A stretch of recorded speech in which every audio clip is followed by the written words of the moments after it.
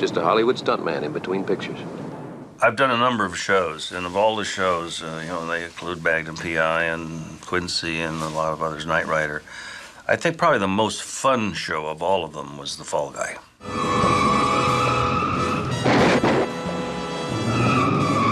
Man, I can't believe this guy's luck. Well, his luck just ran out.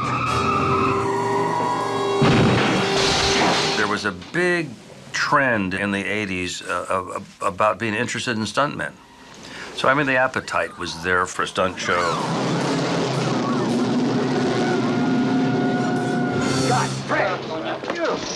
We didn't sell this in a conventional way. This is the most unusual pitch that ever took place in television. A friend of mine who was the lead singer in a group called the Diamonds, who had 27 gold records back in the old days. And I had started in a singing group too, and we knew each other well. He had done some little stunt thing. In 1979, I wrote a theme for a CBS television special about stuntmen. There I was a year later as a guest of my friend Glenn Larson in Hawaii, and I had one song in my guitar case. And I was off in the corner singing this tune to myself, and he wandered by and said, "What are you singing?" I've been on fire with Sally Field, gone fast with a girl named Bo, but somehow they just don't end up as mine. And I listened to it, and I said, you know, that's a great idea. By the time I'd finished, he'd gotten the idea for a television show about stuntmen. I might fall from a tall building, I might roll a brand new car, 'cause I'm the unknown stuntman that made Redford such a star. We went to ABC television over in Century City, and a couple of fellows who were empowered to buy listened to his idea. We took this idea of this song, and instead of going in and pitching anything, we just went in and sang the song. Actually, I opened the meeting with the song that we had written, which was then retitled to be The Ballad of the Unknown Stuntman. 'Cause I'm the unknown stuntman that makes Eastwood look so fine. At the end of the singing of the song, they said, go write the pilot. Although Glenn had nothing on paper. It was probably the most perfect pitch and the most easy pitch I've ever had in my life. Kid, stuntmen live by a rule of thumb. Any stunt they can walk away from, they're a winner. I ran into Lee Majors in an airport, and I had worked with Lee on The $6 Million Man. I developed that show. I was really ready to do something different because it was very tough. I didn't want to still be known as just the $6 Million Man, so I tried to get rid of that typecast. And I thought, well, if I do one more series for 5 years, maybe they'll kind of forget the other one. So we stood there. He was going one place, and I was going another. And we made the deal in the terminal. He really hadn't written the script yet, and it was story ideas and storyline, and it sounded like fun and very interesting. And I know Glenn writes good stuff. It's me, Colt Seavers, your friendly neighborhood bounty hunter. You dirty rat! Everybody wanted to find a way to do the bounty hunter show. It's a great franchise. Here's your expense money and photograph. Good luck. You know, Big Jack, this time I think you made a bad deal. Why? Because I'd have gone after this guy for nothing. Being the bounty hunter was something that we added that was, you know, made it, give it some more jeopardy, because you can't do a show on a stuntman. You have to have him doing something on the sideline, because most stuntmen do other jobs on the side. Colleen, I'd like to help you, but I'm a bounty hunter. I only go after a man if there's a court order to bring him back. The premise of the show was so flexible. A guy has to go out and bring someone back who's bailed out on the criminal justice system, you know, jump, bail, and run.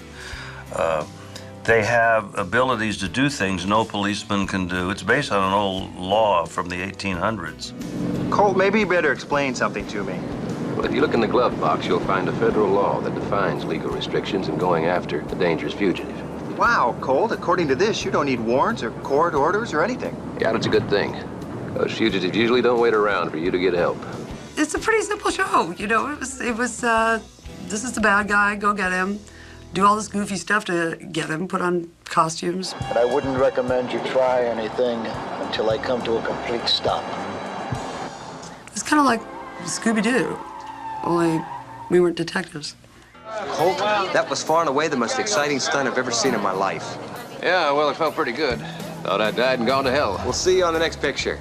The pilot was a joy because it just came together, and we kept evolving it even during the pilot. You know, we found some other ideas and what we could do. You're supposed to be in that fancy Eastern college. Yeah, well, I'm back. The Ivy League taught me everything I need to know about being rich and famous like you. I learned it all, Colt. Rich and famous like me, you ain't learned it all.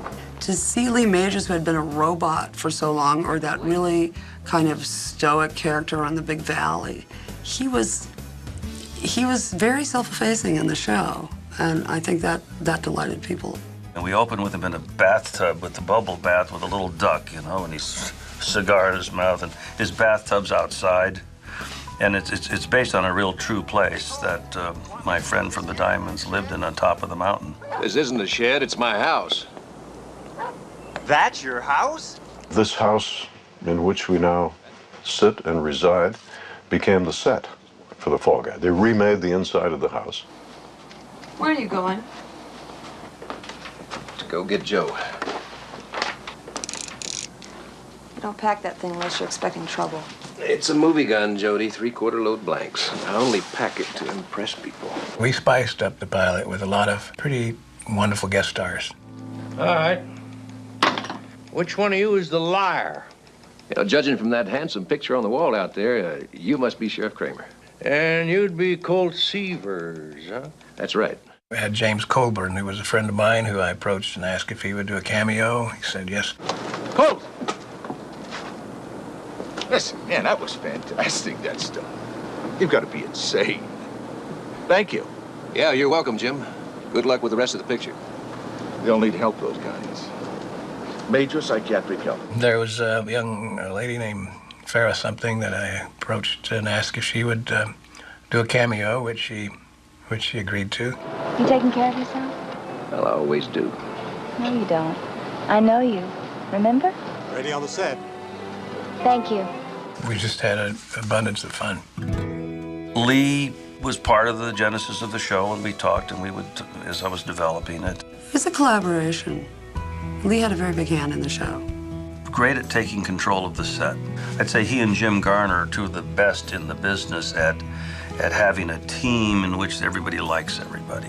When you got a producer on the set, I was there for almost every shot. Then you see what's going on, you see how it's going slow or not getting done in certain ways. He basically said, be on time, don't bump into the furniture, know your lines. We're not going for the envelope, we're going for the parking lot, so just talk fast, because when you stop, I start. So it was a benefit for Glenn being in the office and for me being on the set. It worked well. These stuntmen are definitely not all there. Y'all set, Colt? As ready as I'll ever be. I think it was one of the first shows that showed behind the scenes as far as stunts were concerned. Good luck, Jody. They didn't have extras on CDs in those days that would show you the making of. And they never even thought the public would even be interested in the making of. That was something Glenn touched on. Coming up on you, Jody. Interesting thing about the show is that in all the time we did a show which was based on stunts, we never had any accidents.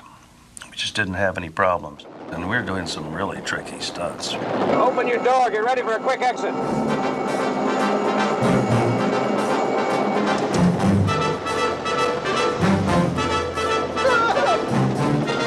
The part I liked about it was representing the Hollywood Stuntmen and a chance to do a lot of stunts.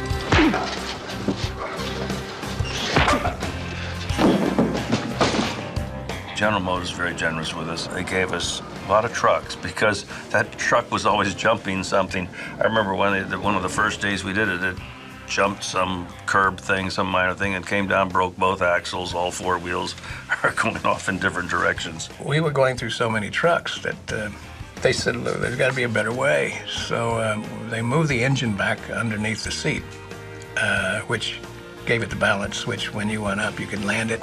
And then not only that, it wouldn't damage it so much that you couldn't go right around and do it again. The first time they gave me that gigantic truck and they put a little tiny mark, like it looked like a dime, about 200 yards away, and they said, okay, just do a four-wheel slide and put your right front tire on that at a 45-degree angle. It was like, take 95, you know, but I learned how to do it. Hi, Jody. Hi. I met Heather Thomas at Universal. I had worked for Glenn on a pilot or two and done some guest stars on a couple of his shows. I just liked her work. I thought she was very, very good. So when it came time to cast this show, I just took her over to ABC. I just got called in, you know, saying that Glenn wanted you to read for this role, and I read and I read and I read and I read and I read and got the part. Technically she read, but technically she had the part. You know, I didn't think they were going to find anybody better than her. She's a good little actress. I think probably highly underrated in terms of that because she was so sexy. Well, I guess everybody remembers her coming through the Batwing doors. Ta-da! Everybody bought the posters. I don't know if they cared much about what the acting was like, but she was always there to deliver the goods.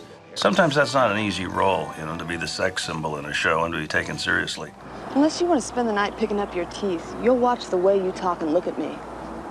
Do we understand each other? Yes, ma'am. I'm all business. Doug Barr, just a very, very bright guy. And he plays this buffoon. Okay, pal. I'm sorry you did that. Doug had to play a character that was a little bit like Yale, Harvard kind of guy, and he's kind of like trying to follow Colt around, who's a tougher bounty hunter and stuntman, and he wants to be like Colt. I realize I'm just a junior partner. May I make a suggestion? That's the only way you're gonna learn, whatever. Let's get out of here. Your first suggestion, kid, that's excellent, really excellent. The minute we went on the air, we took off immediately, and we went into the top 10. You know, trying to perceive how a show is being received is really difficult. You're not out in the public that much. I mean, I'm working 14 hours a day. It takes all your time, so you don't really get a chance to watch television, and you're just concerned with doing your work and doing it the best you can. So you don't know about ratings. I mean, they say, oh, you're rated number whatever. It goes in one ear and out the other. I got to go do the job right now. Bien, yo iré adelante rumbo al sur. Y solo quiero que sus ayudantes traten de alcanzarme. It was a terrific hit overseas. I still get a tremendous amount of mail from various places I've never even heard of. A show like that, what helps it in the foreign markets is that it's not just dialogue driven. I mean, you have some wonderful visuals which hold, you know, you don't have to have as many subtitles or whatever, or looping. Howie, ¿en dónde saliste? Porque Colt conducía el auto, ¿no? That was always the weirdest one, was watching yourself speak in a different language. No lo logrará. No, the show, it's like a James Bond movie or a movie that has a good action core to it.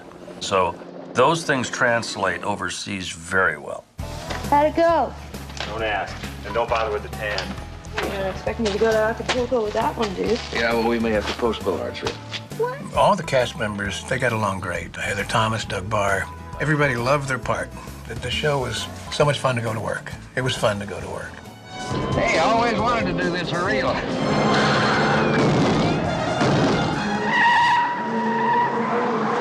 Just sit there and relax.